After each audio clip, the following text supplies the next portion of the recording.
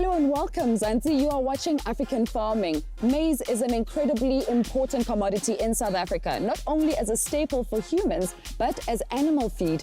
And one of the farmers to contribute to maize production in the country is Jeremia Mathebula of Amersfoort in Mpumalanga. He farms with maize and Simbra cattle. Let's go meet him.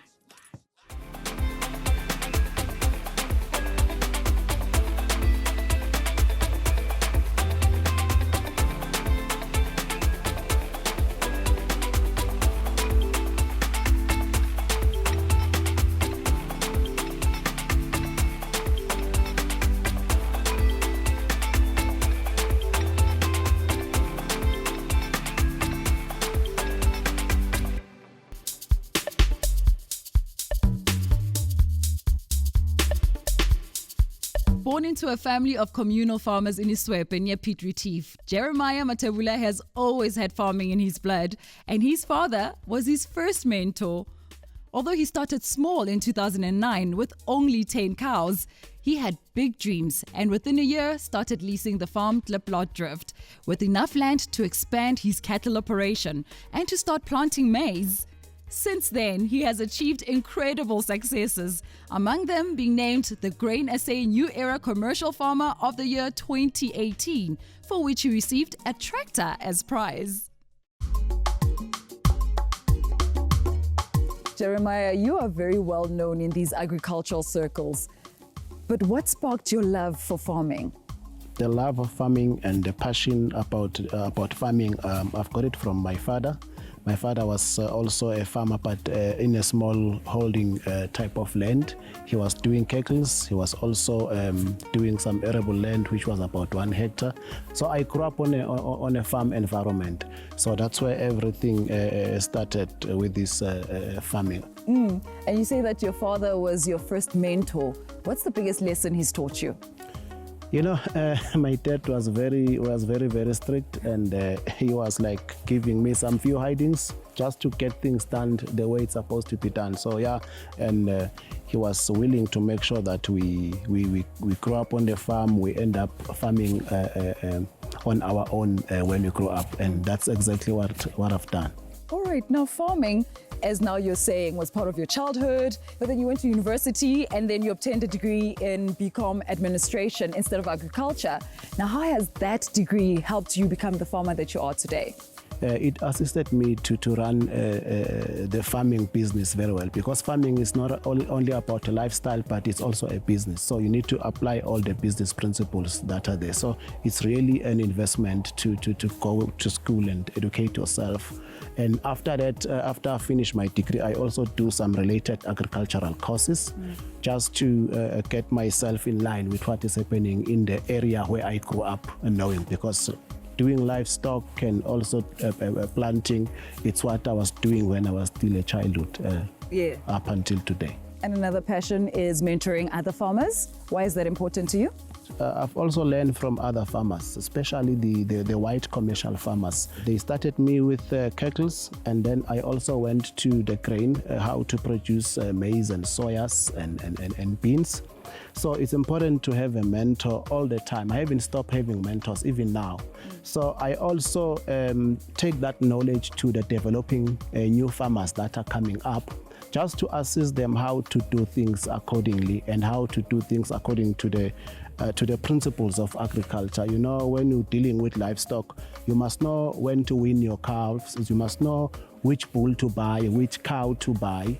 You must know how to treat them, you know, all that management part of it. And also when it comes to grain production, I assist the farmers so that they can make informed decision when they apply all these agricultural activities on their operation. And you're a dad of 3 kids. How do you see farming creating a legacy for your children?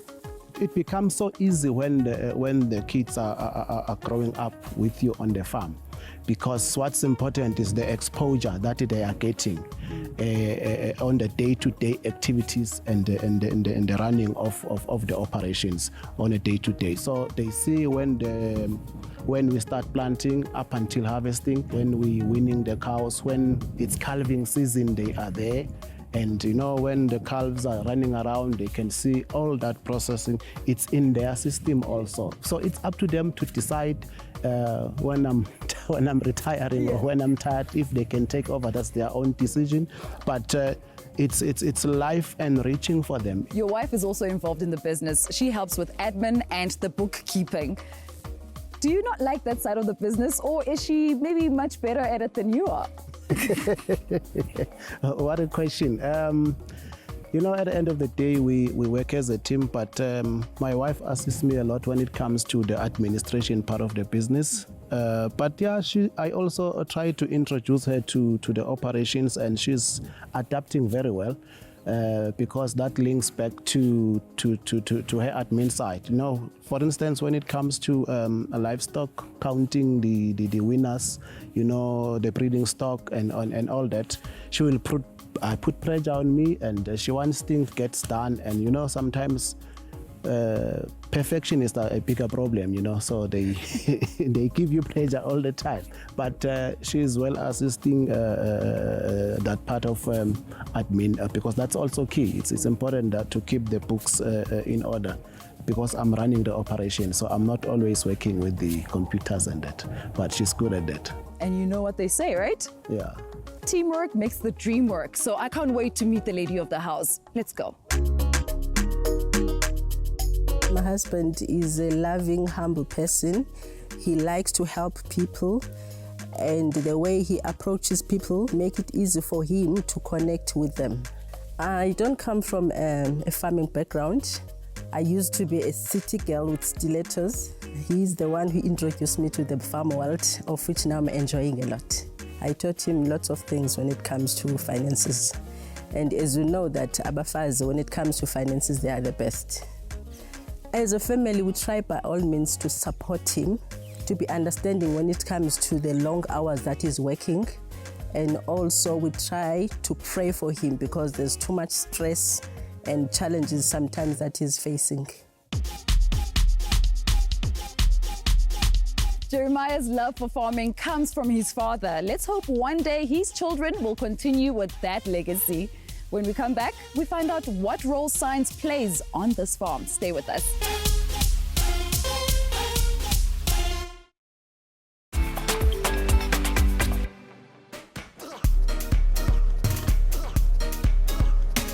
Mzansi, welcome back. You are watching African Farming. We are on Jeremia Mathebula's farm in Mpumalanga. Farming is more than about just planting seeds and watching them grow. There are so many elements to consider, such as soil quality, climate, water, pesticides. I mean, the list is endless. Let's find out from Jeremiah how he handles it all.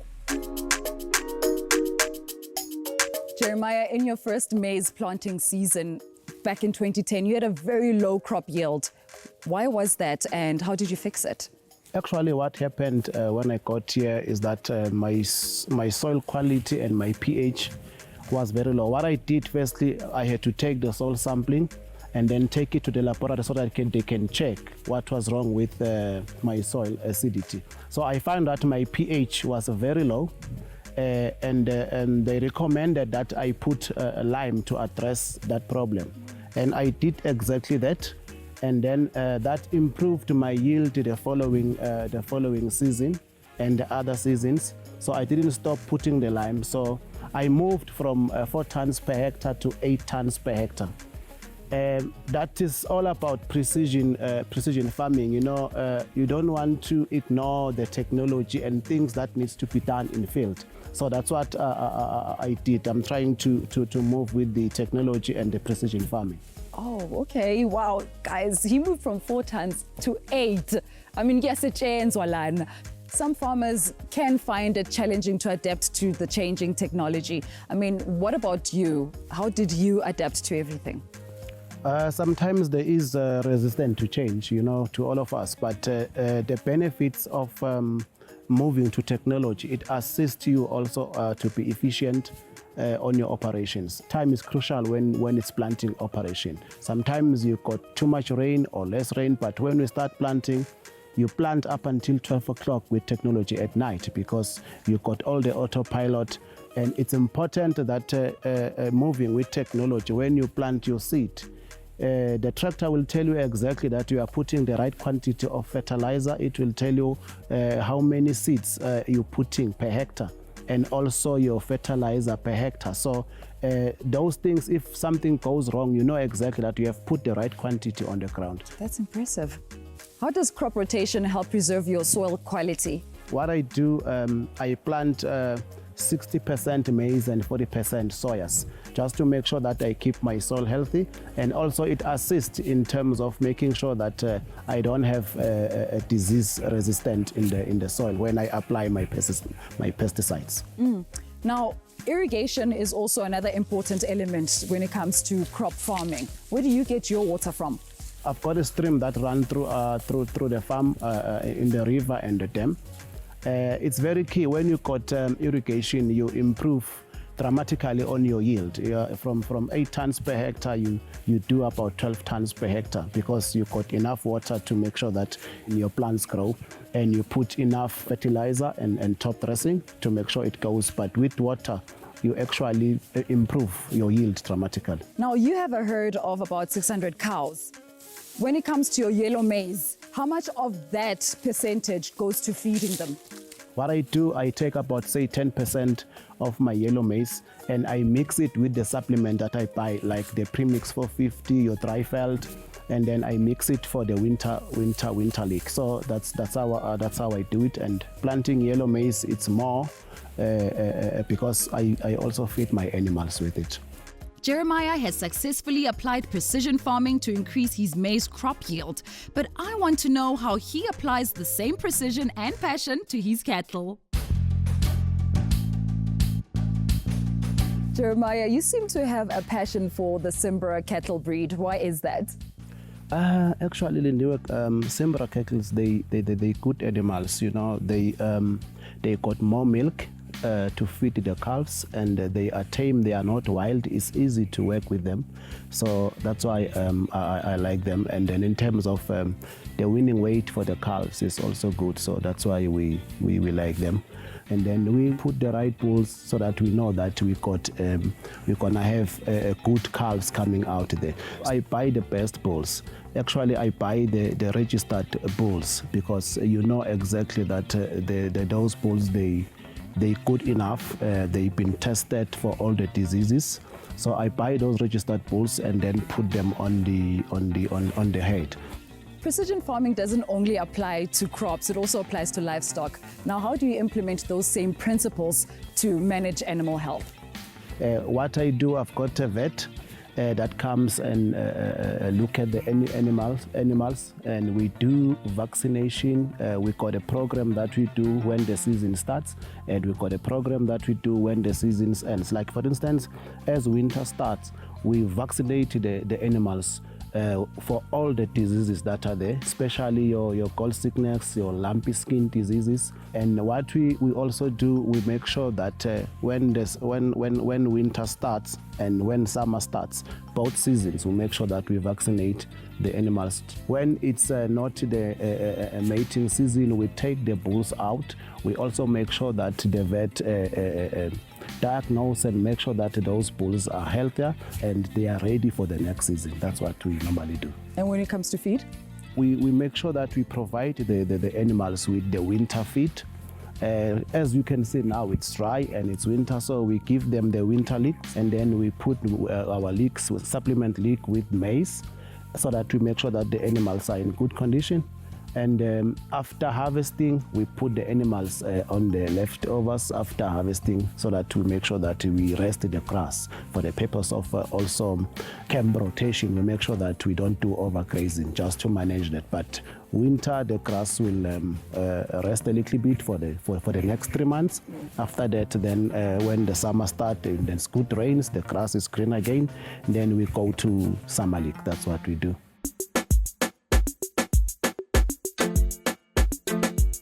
Learning so much from Jeremiah's dedication and hard work, but it's important to also take the time to celebrate success and dream about the future.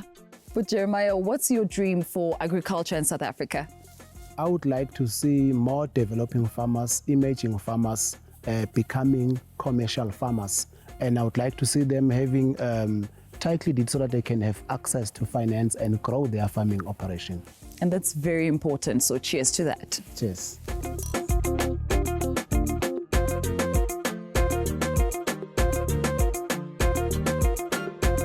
There are many elements in farming that are out of our control, such as rain and natural disasters, but you can harness technology and science to get the most out of the things that you can control. When we come back, we catch up with our experts in studio, so don't go anywhere.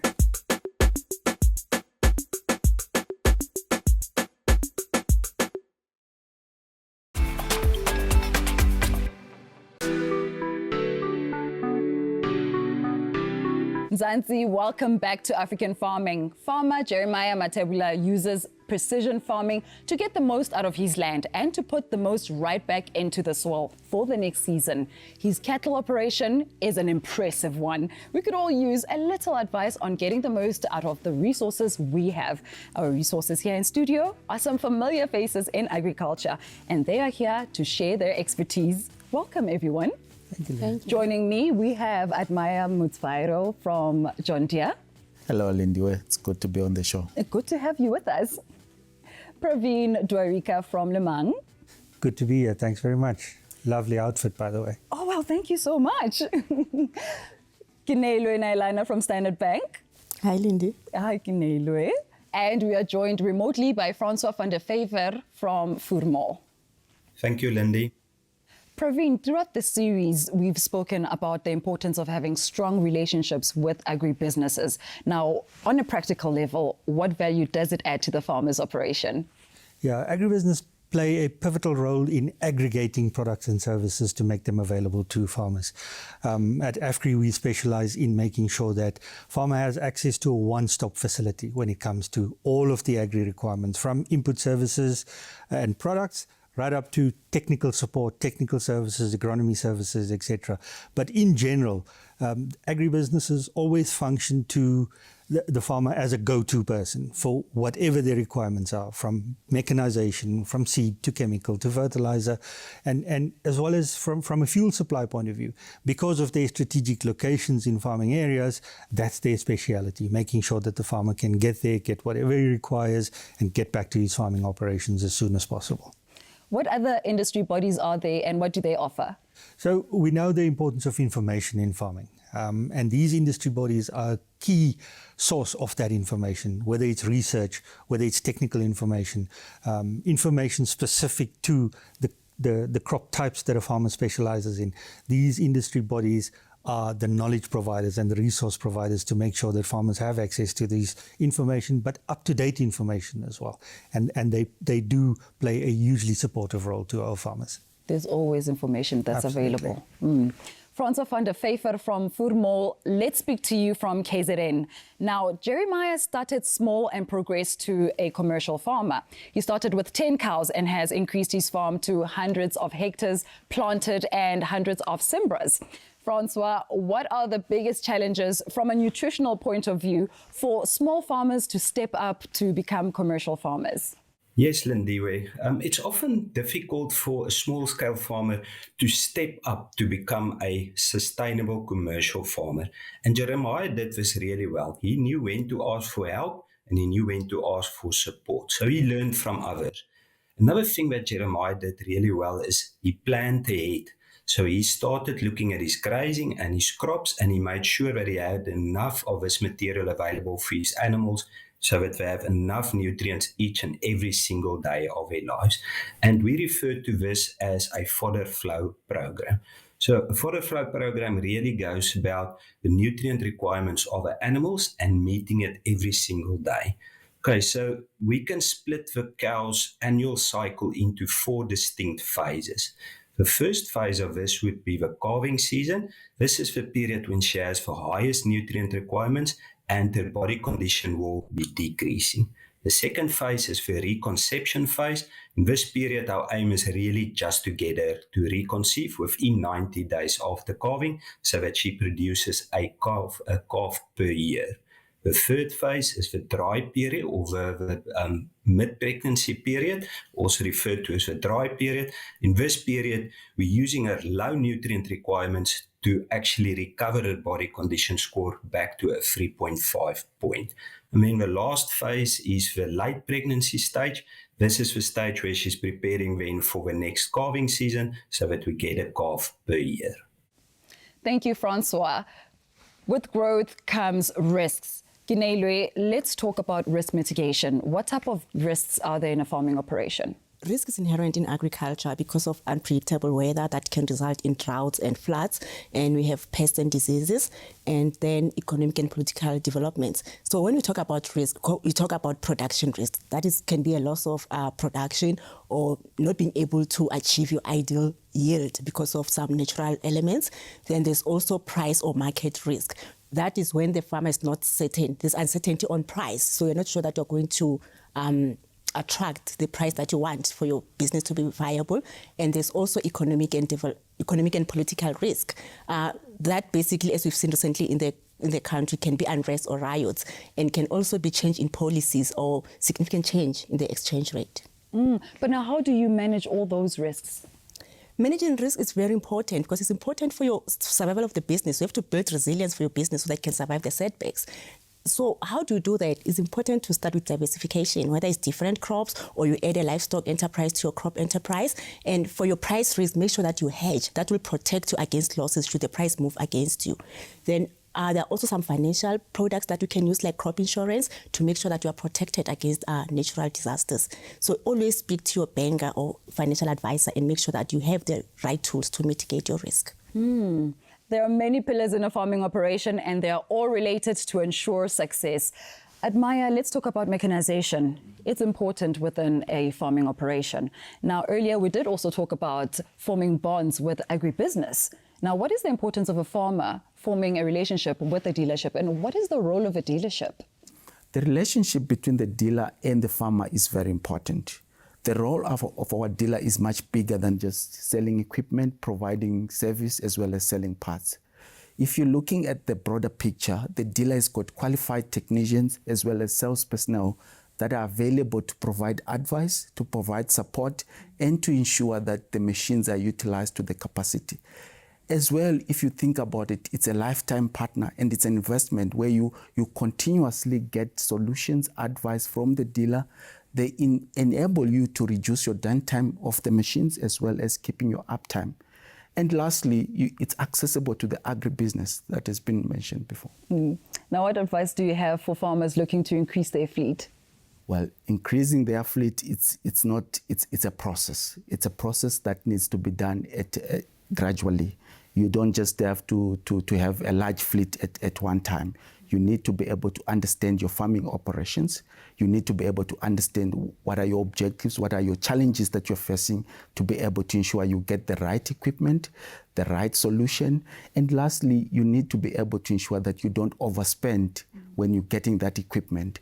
By doing so, you're getting the right equipment at the right time. And each equipment that you get, you're getting it and understanding how you use it and what you can actually do with that machine. And the next machine that you're getting something that is going to add value to the current fleet that you have. So it has to be a process, not only a once-off that you do.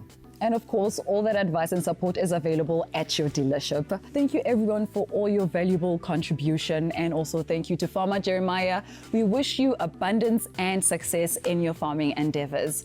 And to you, Mzansi, thank you for watching. And I hope you have taken just as much as I have from our visit to Farmer Jeremiah and from our discussion here in studio. And don't forget, Mzansi, that you can engage with us on our social media platforms via #AfricanFarming, and you can visit our website, africanfarming.com. And Mzansi, do remember, we farm better together.